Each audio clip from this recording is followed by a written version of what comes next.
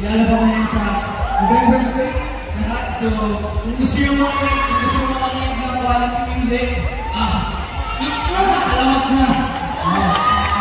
Siyempre, hindi pa nag-record kayo na our concert will be on December 1st. Nag-record concert, Dagundo. December 1st, November 3, yan ang mga dates na kailangan nyo naman. Kailangan nyo tandaan, guys, kung mamili kayo sa alamat, November 3, December 1. Ayan! Any social media platforms, Facebook, saan kayo i-follow? Hey, may nagpapasagay sa akin.